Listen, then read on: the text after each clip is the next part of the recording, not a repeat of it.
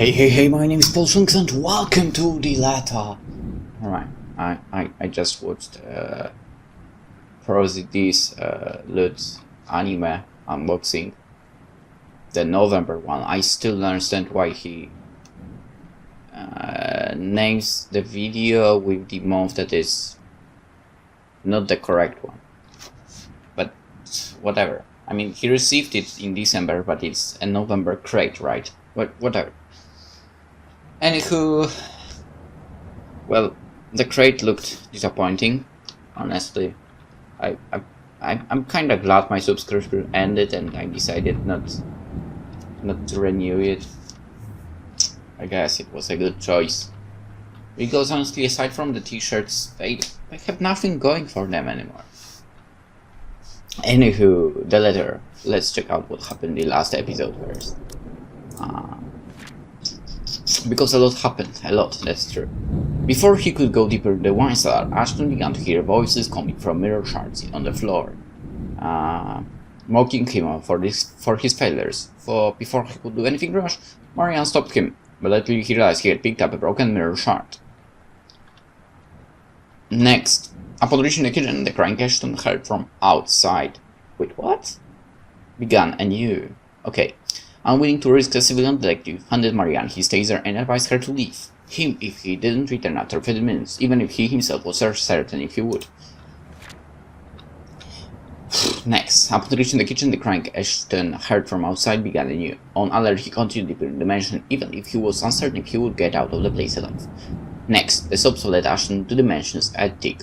In the middle of the room, he found a woman crouched on the floor crying. Firstly, he approached her, but as he was about to reach out for her, someone grabs him from behind. I wonder who the hell that was. Next, Ashton attempted to fight back, but his attacker quickly disarmed him, looping a towel around his neck and strangling him. But just when he was about to lose consciousness, a familiar voice rings in the room, and, having recovered, Ashton quickly urged Isabel to move, knowing it wasn't safe to say evil. Okay, let's face it. He didn't really urge to move that fast. Without warning, however, Isabel slapped him, furious at him for keeping people in the dark. She reminded him what was important. With it came a realization about himself. God damn it! In this last episode, happened so much. Understanding how much she also meant to him, Ashton took both her hands in his and apologized, and in a rare moment of honesty confessed what he truly felt for her. The one truth he would always hold against the world. Alright, let's continue. Power still hasn't come back. When we make our way downstairs, tricky, considering the stairs to the attic are a bit old. One misstep and anyone might end up slipping and falling. You're lucky if that's all that will happen to you. With the stairs this steep, a broken neck is a likely outcome. Thankfully, Isabella's here to guide me through the darkness. She knows this place better than anyone. After all, in spite of all the misfortunes it has brought to us. Careful, the floorboards over there aren't very sturdy. Right on cue, the same board I'm stepping on creaks and suddenly breaks. The piece falling somewhere with a dull thunk. Oh shit. Scumbag wouldn't be too happy about that.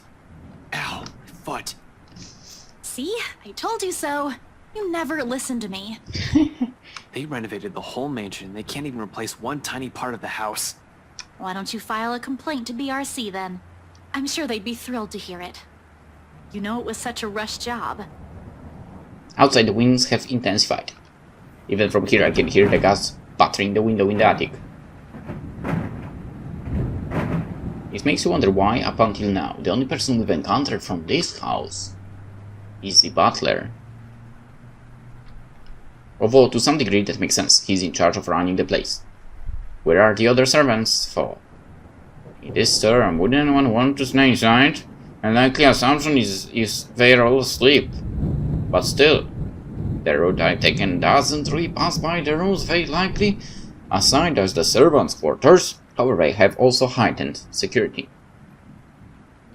I brushed it over there, thinking they'll be posted closer to where the master's rooms are, but the second floor is devoid of anyone as well. As if every inhabitant of this place has suddenly disappeared overnight. More importantly, where is that scumbag?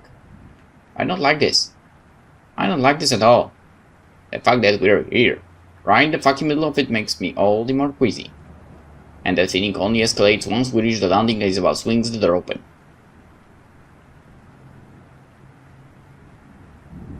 She pauses abruptly right in the doorway that I almost ran into her. A look of confusion in her as she looks wildly around the place, wordlessly taking her surroundings. With each turn and shift of her eyes, her shoulder only grows tenser and a look of apprehension slowly dawns on her. Isabella, what are you... We aren't supposed to be here. Huh? Sure enough, when I look up, we're standing right in the kitchen. Pots, pans, and all.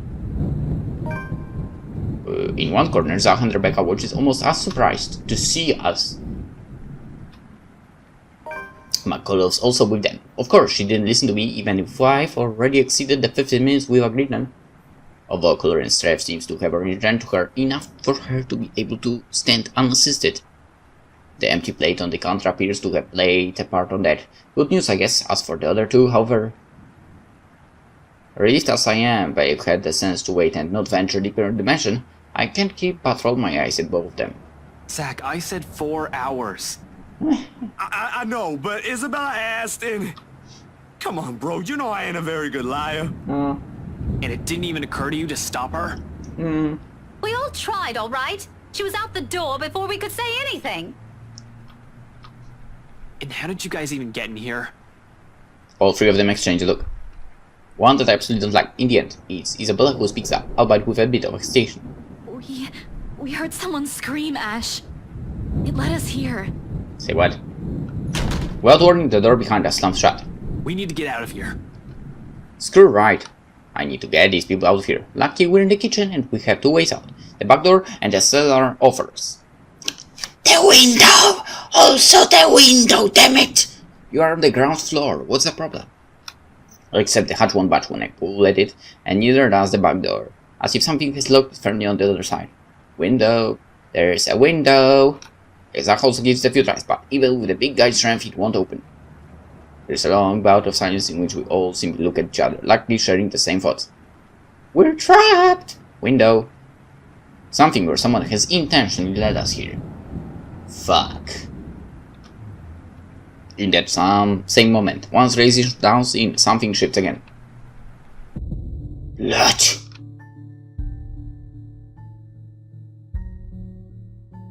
You know what got into my mind when I read the blood? Remember, I mean, if you were with me, or if you watched the Azira basically, or if you played through a game, remember the song that Mari was singing? It like dawned on me right now that it was there, that blood, and so on. It would work, the song. Anyway, in every nook and cranny, over every surface, and in every inch of the floor. This time, unlike the first one I've seen, it remains, and gradually the whole room begins to reek of that familiar metallic scent, sharp, suffocating. Around us, every object into the cupboards have started to rattle as well. The sounds from outside, foreboding rumble of thunder, and even the howling winds have begun to fade away, replaced by whispered shouts and cries of pain. I told you, the third exit is the window! Though inaudible each beat and now bombards every crevice my head with vague images and sounds. There is no time to make sense of everything, however. I am already shouting, fueled purely by adrenaline, barking orders and making a break for the door that leads to the next room, the dining. The window, dude! It should take us straight to the foyer, where the main door is. Move! Run! Right in front of us, dimension has started to change and we're in the thick of it. However, instead of the dining room, it's like it's supposed to open to... the bedroom welcomes us instead. An image that lasts only but a second before blood begins to seep into the room. Filtering the walls, trickling from every nook and cranny, everywhere furniture shakes and every beam rattles. Before we can even step back from the horror gradually unfolding in front of us, the door slams shut. A loud thud, bringing a sense of dread and chill creeping up in each of us. Along with it is another realization the whole place is reordering itself. Holy shit, nice. I hope that, like, nobody was left out, right? That would be the problem. And with the door closed tight behind us, showing no signs of budging even through sheer force, there is no choice but to go forward and hope to all gods that it will lead us to an exit. Oh shit, this area. Until then, running is the only thing we can do, spurred by nothing but fear and sense of desperation to live. It's useless, But with each room we pass, it only becomes apparent that the house has no intention of letting us leave. It lured us, all of us here, and we've fallen for it. Now it's playing a little game with us, a sordid form of amusement. For whom? Their laughters are the only thing we can hear. You know what? Now I've got another idea. Like, this kinda reminds me basically of another anime which was called Akame ga Kill. And in the very beginning, remember the royalty and what they were doing? Well, basically the first person from the royalty that was met. I mean, you need to watch the anime first to know, but basically it kind of basically is similar with the freaking chamber that Mariano was in, right? So let's say it's something similar, and basically the royalty was having fun, I guess, torturing the peasants, right? So maybe the same thing was happening in this house.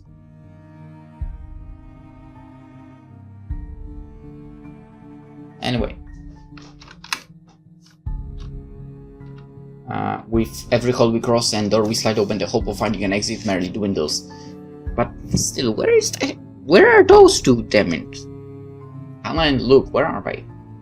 The gun at my hip is useless here. I'm useless here. Some fucking genius I am. Saying some fucking person to trust I am. All of those, they mean nothing in the face of the unknown. You finally figured it out, huh, Ashton Frey? Yep. Just give it up. All of them will eventually die because of you. And you are going to die alone. Shut your fucking mouth. You know it's true, though. All of it. It's why all you can do is tell us to shut up. You don't want to hear a single word, because you're already aware of it. You can't even admit it to yourself. Who's the coward now? But no matter how hard you try, you're not gonna be able to save anyone. The more gruesome the place turns, the bleaker our chances simply get. Wails and screams fill our ears as we pass by. Words from a time and people long ago, laced with nothing but pure agony, calling out, reaching out to us. Their voices almost too real, as we're not the only one trapped here, that there are others begging for release from this wretched place. I mean, there are for sure souls, right? Something like that. Or maybe it's all just a show, a taste of what will eventually be, souls forever held captive in a never-ending nightmare. Mother, I've done it, Mother. Take me with you, please. I can still hear her. She's here. Help me! Help me, please! Is this what the curse is? What it means for all of us? Did the letter not a morbid cry for help but an invitation? Oh. A beckoning for unsuspecting souls to be granting this place horrors. To be put under centuries and centuries of torment and agony. Suddenly dying a painful death seems preferable, enticing than ending up here living a tortured existence. Or perhaps it's all the same. And we are back here. Still, hope worms its way into me. Wait, do you mean actually using the worms before was the correct one?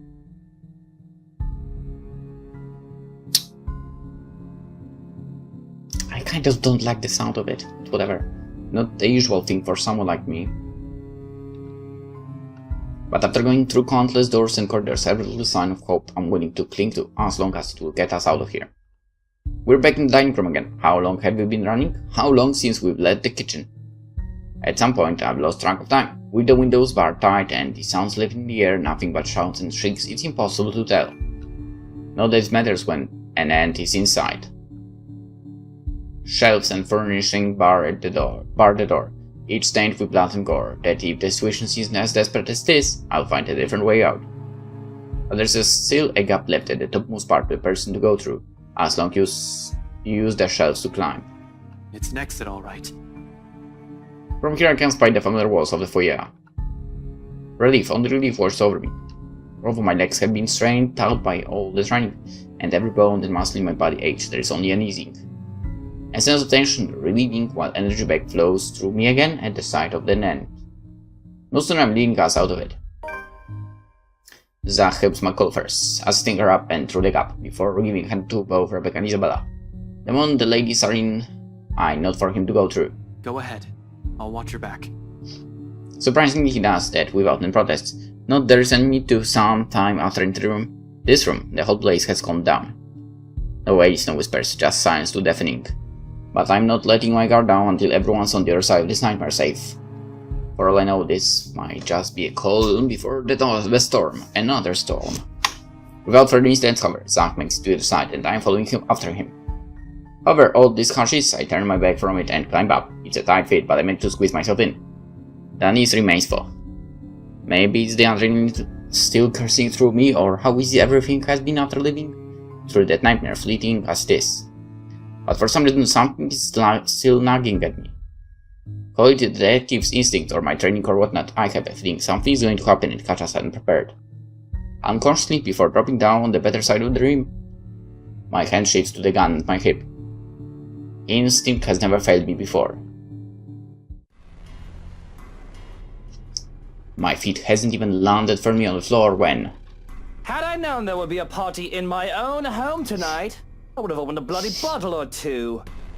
People these days, in my own home, can you believe it? I feel so left out. A chill seeps into every vein in my body. All of a sudden, every pain returns to me tenfold, and my knees threaten to buckle at the sound of his voice. Though it appears friendly, I know it is anything but. One does not spend investigating men like him for over a year and holding a grudge against him for more, without knowing everything about him. His quirks, his habits, I'm familiar with all of them.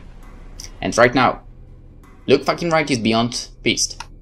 Shaving my gaze upwards is really too painful, knowing the danger, not to me, but to those who have been lurking here by the curse. Wait, he has a fucking gun?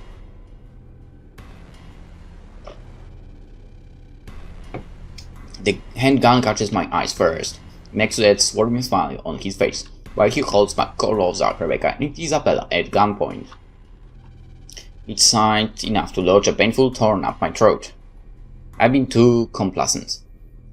Too focused on other things that I've completely set aside the fact that scumbag will not be too pleased to see us here without knowing our reasons.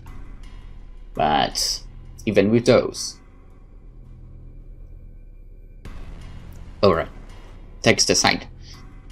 Can you see that Marianne is actually looking like she's been like 3 days without food and fruit in water? She really does look that way. Back to text. But even those good intentions, courses, ghostly apparitions aside, we're still trespassing in his home. The question is if he's even aware that the whole of his household has somehow disappeared and he might be the only one here. Likely not. Fuck. Among people he knows among the crowd, there is a significant effort in him not to simply shoot everyone in sight. And really, Daisy, even you, what would Kylie say? Luke, this isn't what you're thinking. You have to listen to us. There's something going on here.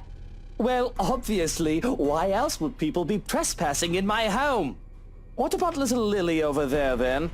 What's your excuse? Checking back if your clients are doing okay? Is that it? Is this what this is?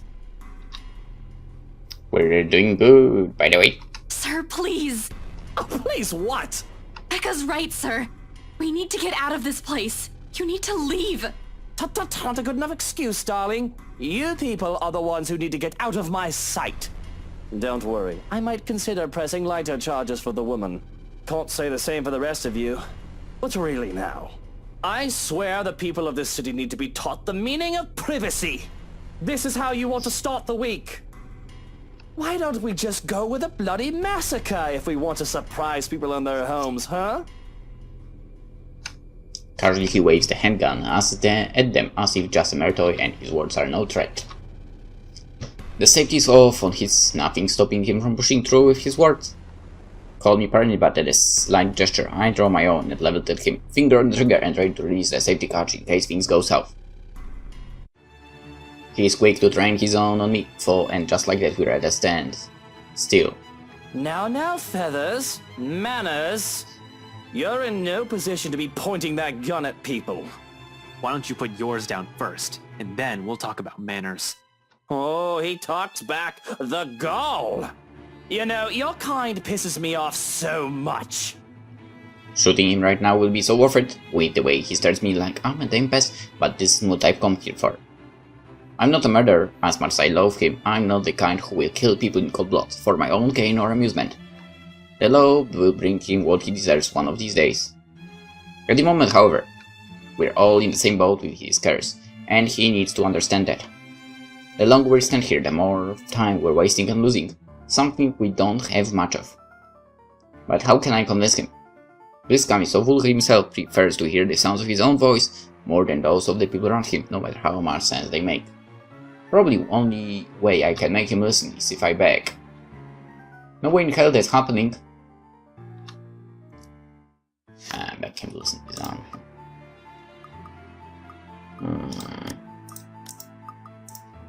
So technically I could try disarming him, but you know...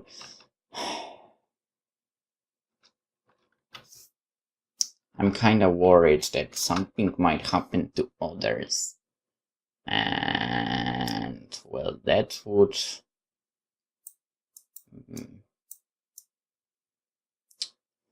I feel like it is a bad idea to try to disarm him. Really. Because you know what consequences it might lead to, right? Everyone else might end up, you know, not alive. And I'm really worried that might happen in this situation.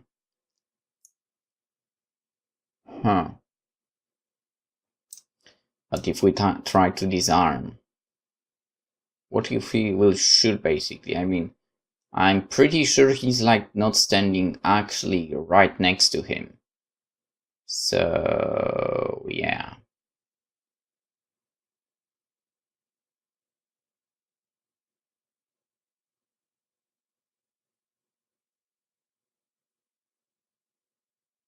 Alright, let's...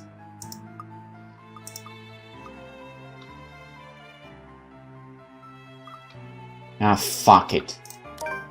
My life is not the only one at risk here, however. Oh my god, my logic is the same as his. There is Zach. There is Rebecca. There is Isabella. McCullough's here as well. We're all unknowing victims to the fucking curse. I'm not in a position to pick who to save and who I should simply let die. I suppose my pride can take a few hits and I can set aside my beef with this asshole. Taking the brief slowly, I need over my pistol. For still on the edge and at ready in case he does something, I do my best to assume a less aggressive stance. Listen, right, I need you to... You broke into my house, and somehow, you expect me to listen like a good little boy. Are you a bit touched in the head, Feathers? I'm not the one breaking laws here. Look here, fucker. If I wanted you dead, I could have done it so many times already. In fact, I can easily shoot you down right here, right now. And you won't be able to do a damn thing, even with that gun. Suddenly he laughs, almost holding me back, like I've just told him the best joke he's heard all his life. The only thing missing is for him to keel over and start rolling around the floor. All while I do my best not to sock him with the sorry end of my pistol. You have guts, Feathers. You have guts. Did you hear what you just told me? You've just threatened me inside my own house. My own home. You know what I'm thinking right now? In another lifetime, we would have probably gotten along well. He's right on that, at least I might have ended up like him, if I didn't have Professor Andrew, Rebecca, Zach, and Isabella. One mistake and it would have been too late for me. With his laughter rings all of the possibilities I could have lived, but have never been given the choice. All because I have other people who care. A sobering realization. But not so much when suddenly his chuckling stops. In 2 heartbeats, he marches towards me, grabs my collar and aims his gun right at my head. Ashton! Luke, no! Hey, now you two, I'm sure we can all talk about this first. At this distance, a slight flick of that finger on the trigger will be able to do more than kill me. What is it that you people really want with me?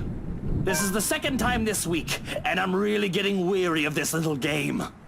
Did the NCA send you to apprehend me, or has somebody paid you off to kill me? Which one is it, Feathers?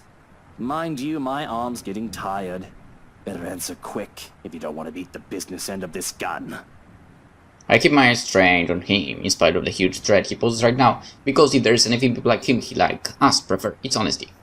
You don't give that impression without keeping a solid eye contact. I'm not with NCA. I'm just here to help. There's something else in this house, and we're all in danger. You have to believe me, right? You need to let us go. You need to get out of here before it's too late. If you want to keep your sorry ass alive, you'll listen to people with more brain cells than you. Why, you insolent! His fingers move, but I'm prepared, my hands ready to reach up, disarm him and knock him out. If I have to drag him out of this place unconscious to keep him from suffering the fates of every other person who has died from this curse, so be it. However, before either of us can fire a shot or tackle the other to the ground, another voice echoes throughout the foyer. A small thing compared to the storm raging outside, it rings above it, nevertheless causing all of us to stop and turn. Uh-oh. At the top of the staircase, Hannah Wright stands. To make matters worse, that thing is behind her, menacing, a rotting hand wrapped firmly around her neck. She looks like death. Pale and shaky, eyes red with tears, we nearly don't hear her as she pleads. Luke, help me. Please. Outside, another streak of lightning flashes and a clap of thunder ripples across the sky. As if this whole thing can't get any more far than it already is. Sorry. Are you kidding me? Are you kidding me? Okay, I'm curious, what date are we on right now? I have no clue. Anywho, what's on the episode? And we'll continue this tomorrow.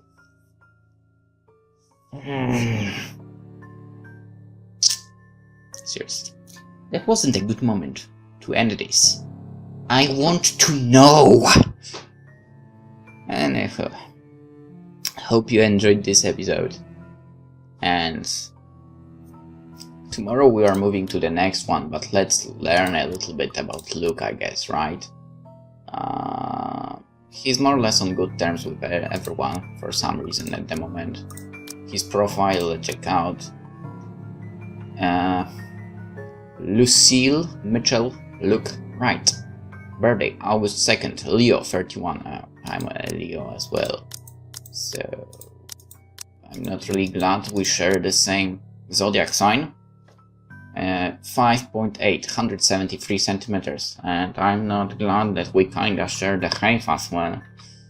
President and CEO, well, that we don't share. Nationality, British, that as well not. Religion, atheist. Race, Anglican. Well, that we kinda share, not the Anglican part. Education, high school dropout. Privately tutored. Seriously. Likes bread pudding, dogs, wine and absinthe, piano playing, daffodils, money, woman and power. A prostitute's son. Oh. Good start! He spent his childhood roaming the streets begging or pickpocketing in order to avoid home. Home meant a too drunk mother and her equally drunk clients, some of who would take to beating a child out of anger if he so much as looks at them wrong. That meant he was always in trouble in one form or another. Nothing was done to correct it until in a sober moment his mother found out about the abuse and promised to take better care of her son. Luke was happy for a while, but his mother's bad habits led to an early grave and left him orphaned until his biological father, a businessman with no legitimate heir, sought him out. He was trained to inherit right and price, but along the way he got mixed up with illegal activities. That put the company in a bad spot after his assistants ran off with a large sum of dirty money. Bankruptcy would have been inevitable if he hadn't married Hannah. So basically, Hannah saved his ass.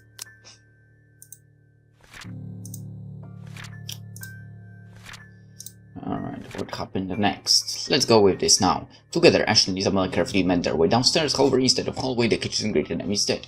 If I could understand what was happening, it slammed shut behind them, and the whole mansion had started to shift. After a long desperate run in search of a way out, the house calmed down for some reason. An exit was finally in sight. Waiting on the other side, however, is... you know who. Then next, in spite of the danger, looked right posed. At the moment, Ashton lowered his gun and assumed an imploring tone towards the man he hated. Amidst the tensor, a voice suddenly echoed in the foyer. There at the overground circle stood Hannah Wright. Alright, so that's what happened. You know what I'm curious about? If Luke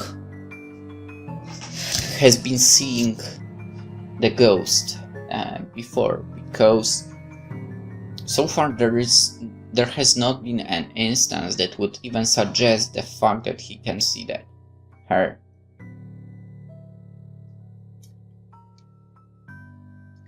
I'm really curious about that.